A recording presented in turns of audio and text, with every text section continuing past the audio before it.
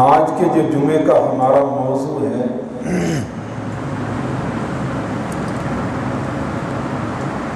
وہ ہے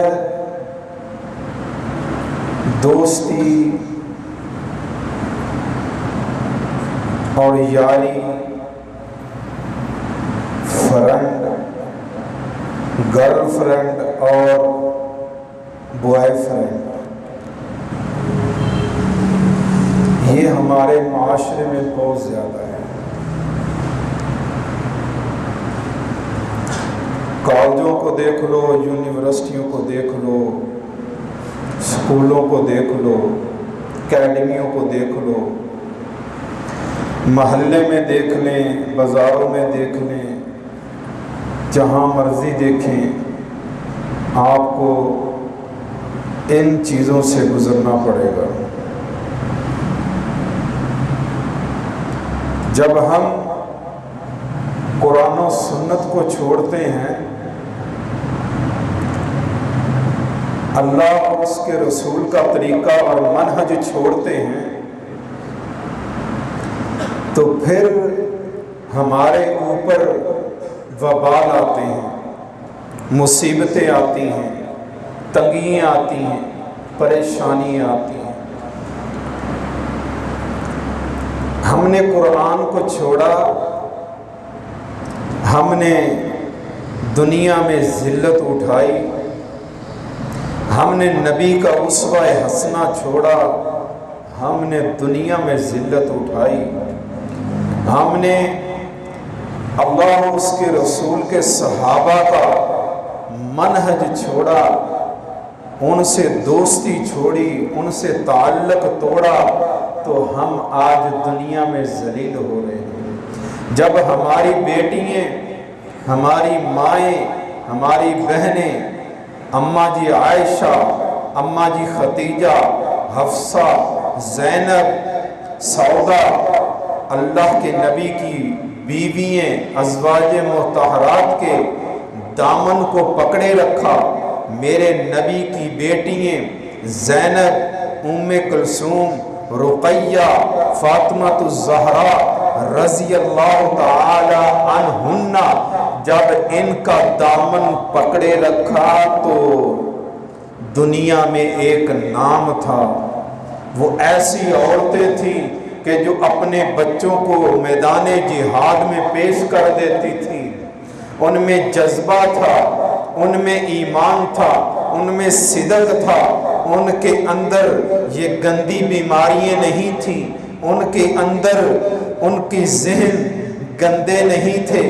وہ قرآن اور حدیث کو، میرے نبی کے اسوہ حسنہ کو فالو کرنے والی، میرے نبی کے طریقے پہ چلنے والی، میرے نبی کے جو ہے امہات المومنین اور آج کی بیٹیوں کے نقش قدم کو فالو کرنے والی وہ عورتیں تھیں۔ انہوں نے ایک مقام پایا، انہوں نے ایک شان پائی۔ حضرت سمیہ رضی اللہ تعالی عنہا خاتون جنت اور پہلی اور شہیدہ، کس کا، اس نے کس کو آئیڈیل اور نمونہ بنایا تھا؟ اس نے کس کو آئیڈیل اور نمونہ بنایا تھا؟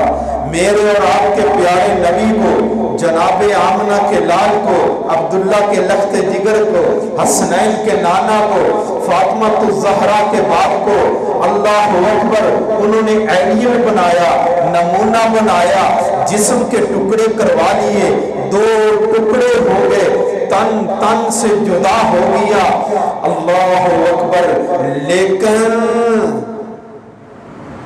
دین کو نہیں چھوڑا، دین کو نہیں چھوڑا، قرآن کو نہیں چھوڑا۔ میرے اور آپ کے پیارے نبی نے فرمایا، اے لوگوں، قیامت تک کے آنے والوں، تمہیں یہ معلوم ہے کوئی ایک جنت میں جائے گا؟ ابو بکر فی الجنہ، عمر فی الجنہ، عثمان فی الجنہ، اور علی فی الجنہ، زبیر فی الجنہ، طلحہ فی الجنہ، سعید فی الجنہ، سعد فی الجنہ، یہ سارے ایک ایک میرے نبی نے گنے، ان کا شمار کیا، تم جنت میں جاؤ گے۔ میرے نبی نے فرمایا آل یاسر تم ساری آل جنت میں جاؤ گے۔ یہ ہے قرآن و حدیث پہ عمل کرنے کا ثمر۔